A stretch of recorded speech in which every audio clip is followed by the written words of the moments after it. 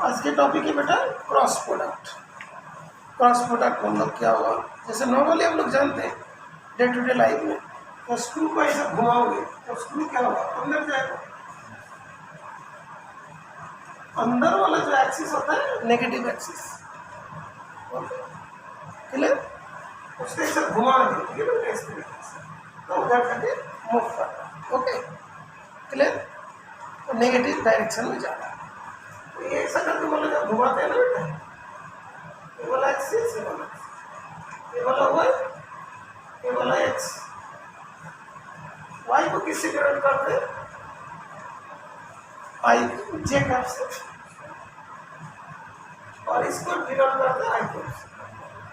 तो ऐसा घुमा रहे हो, जे से आई में आ रहा है, दैट मीन्स जे क्रॉस आई, तो नेगेटिव जेड एक्सिस में जा रहा है, तो माइनस एट,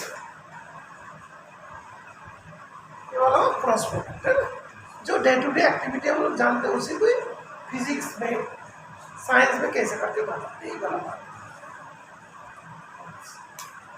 ये दरवाजा को मतलब हम लोग जैसे ये करेंगे, हम लोग एक्स वाई प्लेन में इसको घुमा रहे हैं, तो हिंज ये वाला ऐसा करके रोटेट करता है ना, इसका रोटेशन से दरवाजे को हम लोग ऐसा फोर्स देंगे तभी खोलेगा, ऐसे खींचेंगे तभी खोलेगा, ऐसा फोर्स देंगे तो खोलेगा नहीं। बस ये होता है क्रॉस प्रोडक्ट की बात। ओके, यहाँ पे क्या होता है, टॉर्क लगता है, टॉर्क आर क्रॉस है, आर क्रॉस है। अभी हमने ये वाला स्पाइरल वाले केस है, ऐसा खोलेंगे, हमें धक्का ऐसा देंगे तो क्या होगा, रेडियस और फोर्स का डायरेक्शन क्या होगा, एक ही डायरेक्शन में होंगे तो जीरो हो जाएगा। तो उस केस में क्या होगा, टॉर्क कुछ पोजिशन होगी, और जो ये वाला होता है टॉर्क मतलब आर इंटू साइन थीटा हो जाएगा, थीटा जीरो हो जाएगा तो टॉर्क मिनिमम हो जाएगा, जीरो हो जाएगा।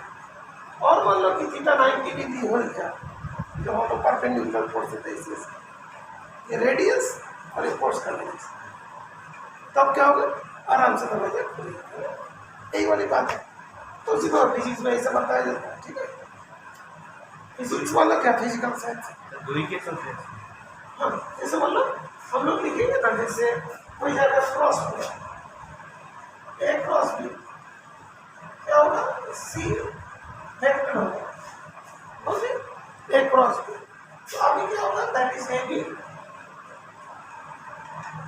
ए cross B minus C vector, A cross B equals to क्या होगा, A B sine theta C क्या, बिकॉज ए बी का डायरेक्शन में तो मोशन नहीं होगा, जैसे हम लोग इसे घुमा रहा था उधर जा रहा था, सी वेक्टर का डायरेक्शन होगा, और सी वेक्टर का वैल्यूज कितना होगा, ए इंटू बी साइन थीटा होगा। ठीक है, एक हो गया, तब ये वेक्टर यहाँ पे X I cap, Y J cap, Z one K cap दिया, X two I cap, Y two J cap plus Z two K cap दिया। अभी हमको ए क्रॉस भी कैसे फाइंड करना है, इसीलिए क्या होता है, डिटर्मिनेंट मेथड बोलता है, जो 12th क्लास में मैथ्स में पढ़ोगे, दैट इज कॉल्ड डिटर्मिनेंट। क्या लिखना, आई जे के लिखते, फिर x1 y1 z1, x2 y2 z2।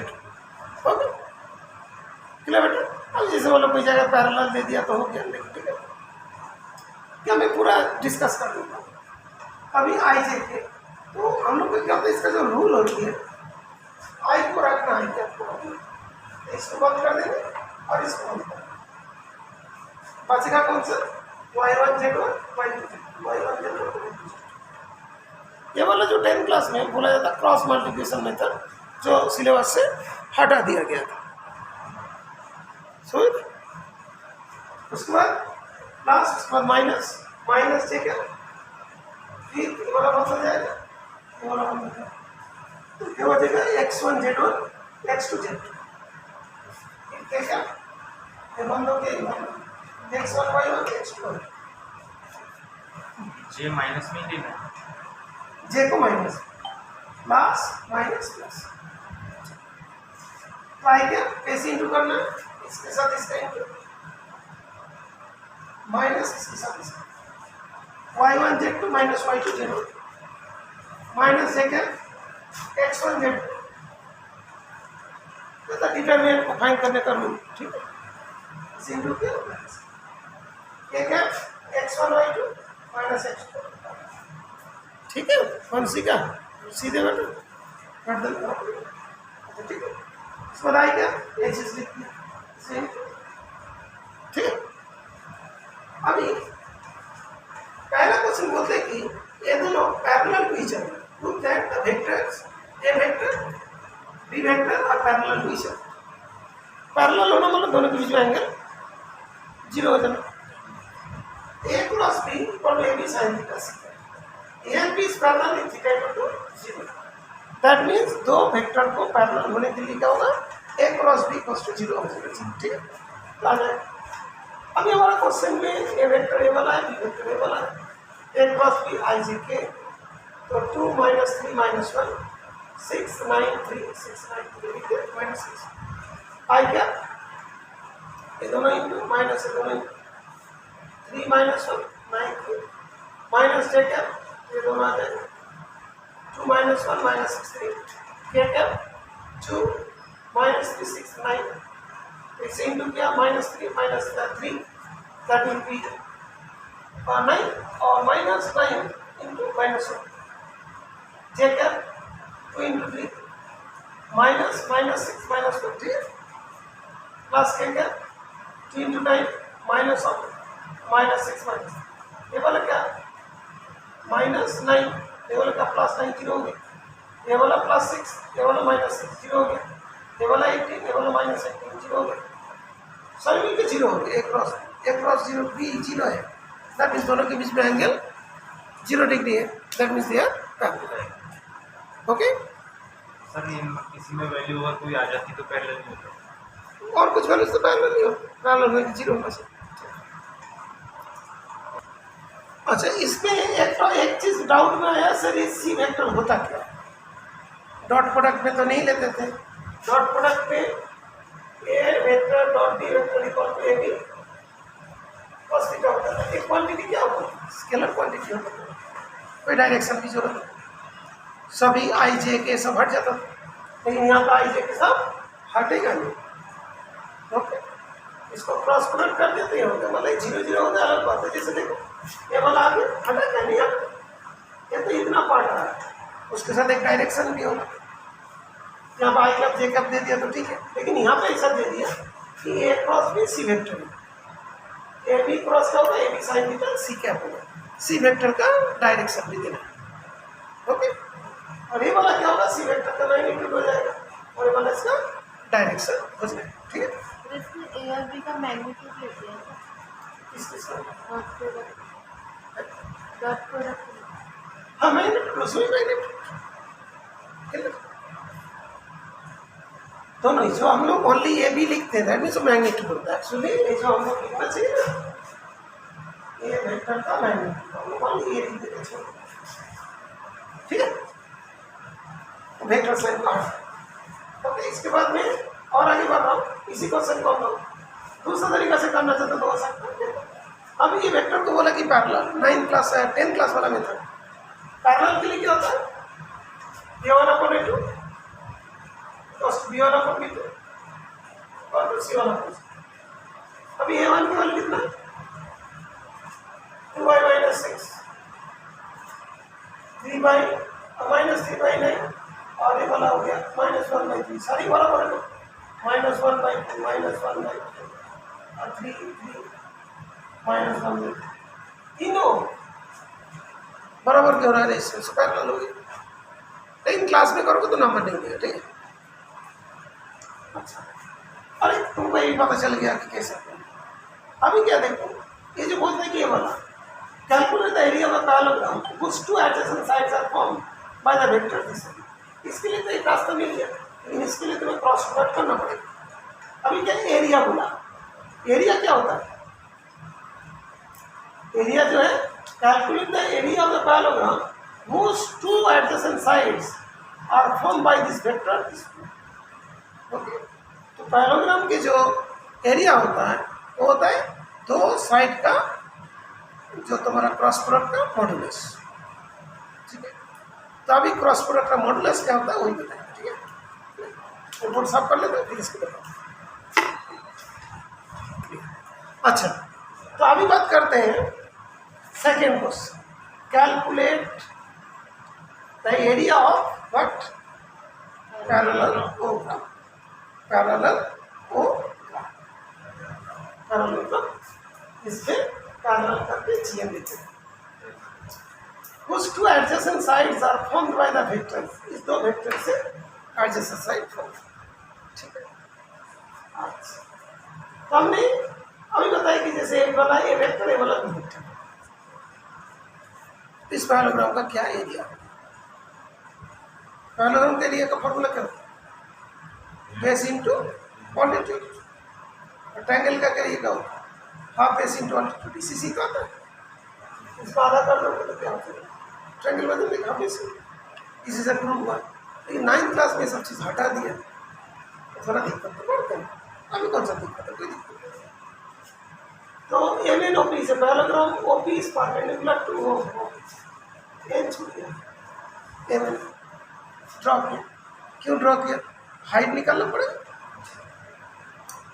M N जो है ना, एम एन यहाँ से आता है, ए वेक्टर का मॉडुलस है और एम पी का मॉडुलस बी वेक्टर का मॉडुलस भी है।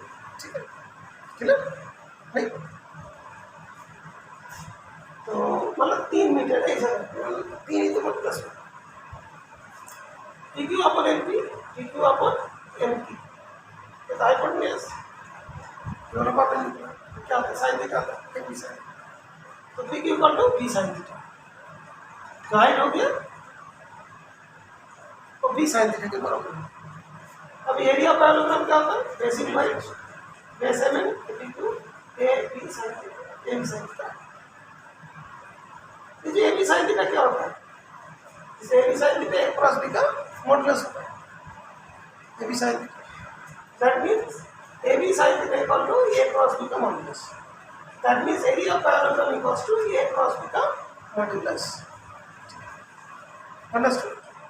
AB साइन थीटा जो पार्ट होता है वो A क्रॉस B से जो वेक्टर बनेगा उसका मॉडुलस।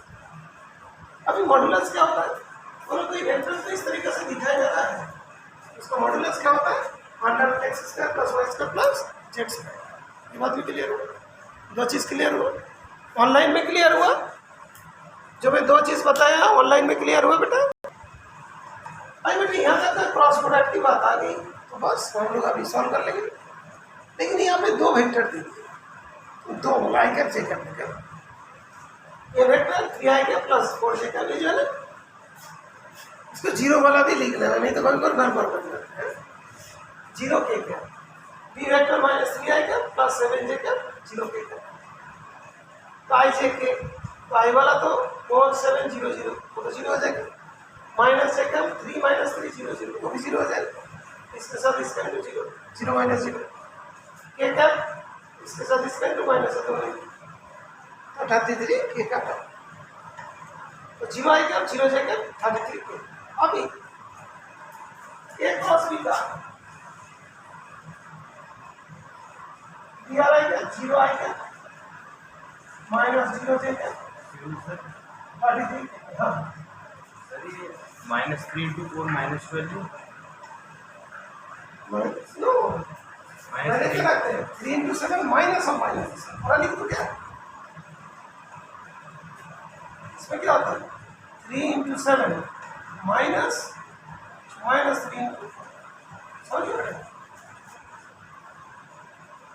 तो अभी ए क्रॉस बी का वेक्टर का मॉडुलस क्या होगा? अंडर रूट 0 का स्क्वायर प्लस 33 का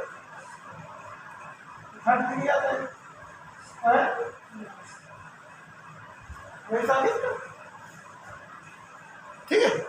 33 स्क्वायर यूनिट्स आ जाएगा। तो आगे समझ में? हाँ बेटा बोलिए। क्या में गलत था बेटा? Printing mistake. तो क्यू पी होगा बेटा, नहीं तो ऐसे लिख दे बेटा पी क्यू है, पी क्यू। ये तो बाई कॉन्स्ट्रक्शन है, ठीक है सिस्टर? हाँ, आजकल ज़्यादा ही रॉन्ग हो जा रहा है ना, बीच बीच में हम लिखते हैं ना। तुम लोग का नहीं होता है? होता ना? क्या छूट गया था उसमें? हाँ बेटा, अभी एक डाउट है कि जो आपने लिखा ए क्रॉस बी, वो क्या होता है? ए क्रॉस बी का वैल्यूज निकाला। अभी एरिया ऑफ पैरेललोग्राम क्या होता है? ए क्रॉस बी का मॉडुलस होता है। That means A cross B का जो वैल्यूज है उसका मॉडुलस करना है। लेकिन मॉडुलस में क्या होगा? मॉडुलस का जो ये वाला और इस साइड का जो ये वाला बराबर हो गया, पता नहीं चल रहा, तो ये दोनों अलग कर दिया। ठीक है, हो गया। चलिए नेक्स्ट। तो जो थर्ड क्वेश्चन बोलते हैं, determine a unit vector perpendicular to both A vector and B vector. इसका मतलब क्या हुआ कि हम लोग जब भी क्रॉस प्रोडक्ट करते हैं, जैसे ए वेक्टर एंड बी वेक्टर, जैसे एक्स वाई, इसे क्रॉस प्रोडक्ट करेंगे तो क्या होगा? जेड आएगा। आई जे करेंगे तो क्या है? दैट मीन्स ये वाला जो वेक्टर का क्रॉस प्रोडक्ट करने के बाद जो वेक्टर आता है, वो vector perpendicular to the plane containing both vector है। जैसे हम लोग अभी और ऐसे लिखते थे, ये वेक्टर बी वेक्टर, ये क्या था? इसके ऊपर परपेंडिकुलर। ठीक है, ये वाला ये वेक्टर है, ये वाला बी वेक्टर है, तो क्या होगा? ए वेक्टर बी वेक्टर का क्रॉस, ये वाला वेक्टर है। अंडरस्टूड? तो इसकी मतलब कभी भी हमको देते हैं कि ऐसे वेक्टर फाइंड करो जो दोनों वेक्टर का परपेंडिकुलर है, तो उसके लिए हम लोग क्या करेंगे? क्रॉस प्रोडक्ट कर देंगे। उस क्रॉस प्रोडक्ट करने से जो वेक्टर आता है वो दोनों के ऊपर परपेंडिकुलर। तो क्या डेफिनेशन होता है? A cross B equals to A B sine theta C cap. C cap is the unit vector of the cross product vector which is perpendicular to the plane containing a vector and सी के find करना है। C cap find कर। यहाँ पे मतलब इसके मतलब ये हुआ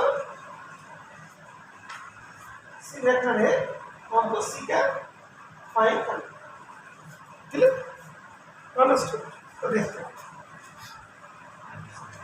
ए क्रॉस बी क्या हुआ?